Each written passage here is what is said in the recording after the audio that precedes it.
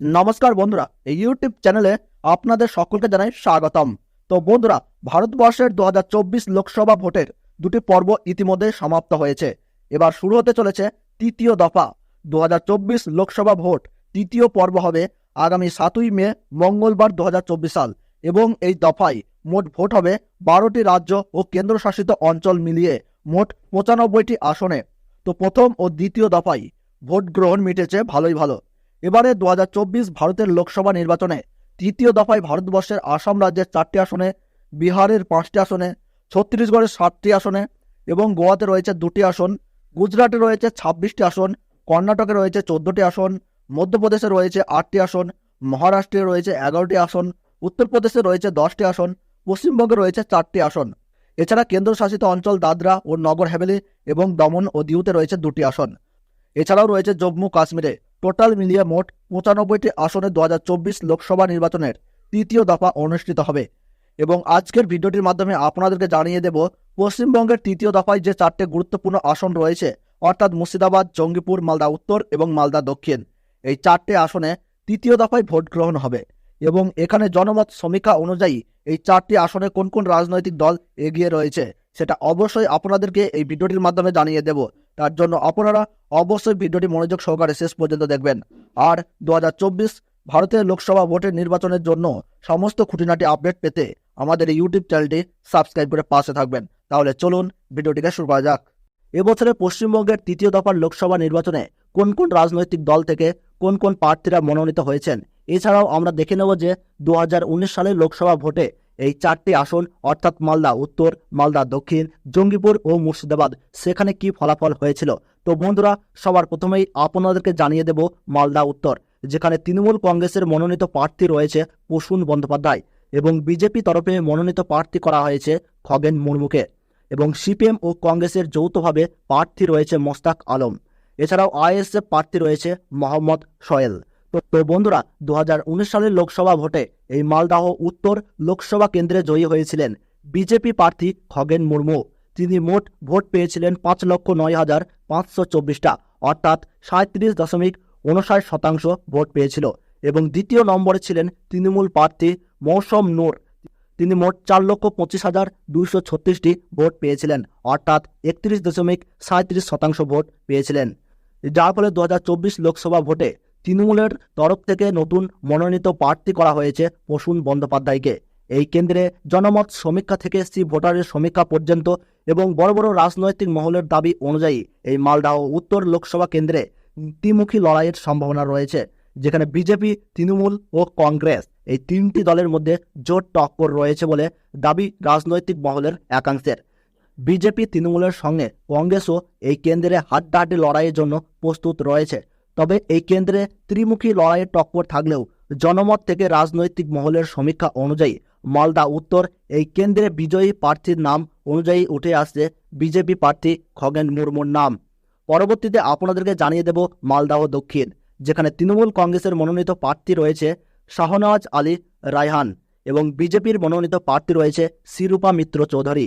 CPM ও কংগ্রেসের যৌথভাবে প্রার্থী রয়েছে ঈসা খান চৌধুরী। তো বন্ধুরা, 2019 সালের লোকসভা ভোটে এই মালদাহ দক্ষিণ লোকসভা কেন্দ্রে জয়ী হয়েছিলেন কংগ্রেস প্রার্থী আবু হাসেম খান চৌধুরী ওরফে ডালু। তিনি মোট ভোট পেয়েছিলেন 4,44,270টি, অর্থাৎ তার ভোটের শতাংশ ছিল 34.71%।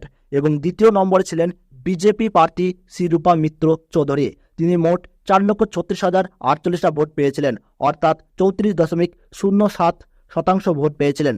এবং তৃতীয় নম্বরে ছিলেন তৃণমূল মনোনীত প্রার্থী মোহাম্মদ মোয়াজ্জেম হোসেন। তিনি 3,51,353টি ভোট পেয়েছিলেন, অর্থাৎ 27.45% ভোট পেয়েছিলেন।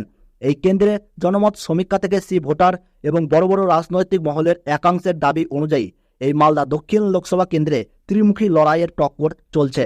এই টক্কর কংগ্রেস, বিজেপি ও তৃণমূলের মধ্যে রয়েছে। রাজনৈতিক মহলের সমীক্ষা অনুযায়ী পশ্চিমবঙ্গের 42টি লোকসভা কেন্দ্রের মধ্যে মালদাহ দক্ষিণ এই লোকসভা কেন্দ্রে ত্রিদলীয় হাড্ডাহাড্ডি লড়াই বেশ জমজমাট হয়ে উঠেছে। একটু এদিক ওদিক হলেই ফলাফল পাল্টে যাওয়ার সম্ভাবনা থাকছে। তবে 2024 লোকসভা ভোটে কংগ্রেসের তরফে যদি গতবারের বিজয়ী প্রার্থী আবু হাসেম খান চৌধুরী যদি মনোনীত হতেন, তাহলে কংগ্রেসের তরফে এই আসনটি ধরে রাখার সম্ভাবনা ছিল। যার জন্য এই লোকসভা কেন্দ্রে রাজনৈতিক মহলের দাবি অনুযায়ী এই কেন্দ্রে জয়লাভ করতে চলেছে বিজেপি প্রার্থী শিরূপা মিত্র চৌধুরী, যিনি 2019 সালে লোকসভা ভোটে মাত্র 8,000 ভোটে হেরেছিল এই আসনে। তবে এই কেন্দ্রে পিছিয়ে নেয় তৃণমূল কংগ্রেসের মনোনীত প্রার্থী শাহনওয়াজ আলী রায়হান। এই কেন্দ্রে বিজেপি প্রার্থী এগিয়ে থাকলেও এখন জনগণ কি রায় দেয় সেদিকেই চোখ সবার। পরবর্তীতে আপনাদেরকে জানিয়ে দেব জঙ্গিপুর, যেখানে তৃণমূল কংগ্রেসের মনোনীত প্রার্থী করা হয়েছে খলিলুর রহমানকে এবং বিজেপির মনোনীত প্রার্থী রয়েছে ধনঞ্জয় ঘোষ।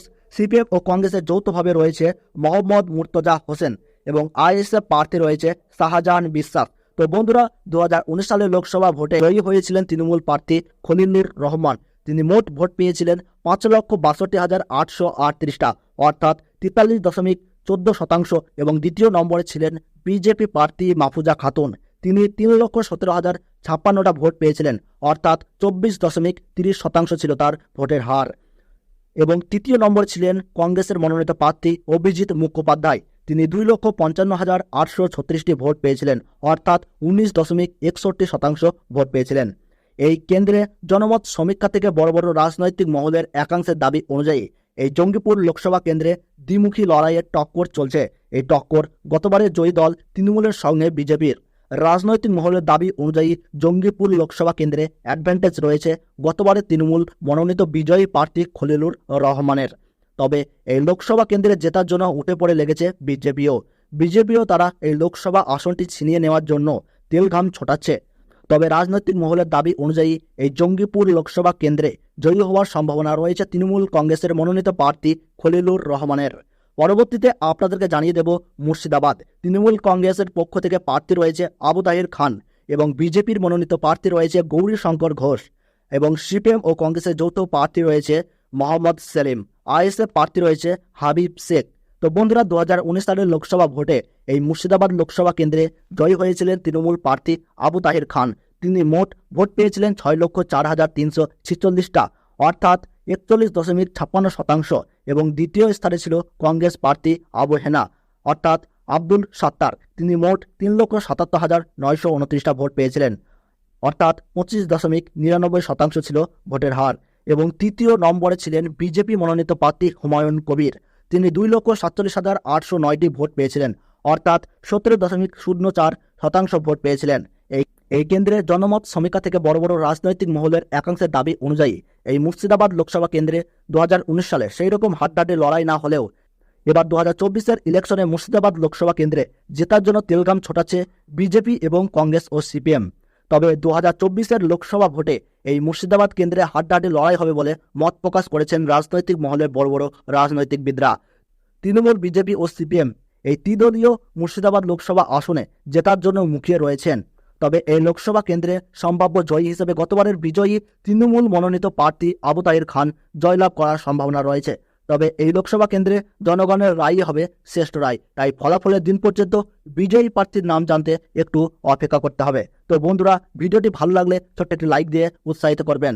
আর আপনি কোন জেলার লোকসভার ভোটের ফলাফল জানতে চাচ্ছেন তা কমেন্ট বক্সে জানাবেন। এবং পশ্চিমবঙ্গের 42 আসনের প্রতি মুহূর্তের ফলাফল জানতে আমাদের এই ইউটিউব চ্যানেলটি সাবস্ক্রাইব করে সঙ্গে থাকবেন। তাহলে সকলে ভালো থাকুন, সুস্থ থাকুন। ধন্যবাদ।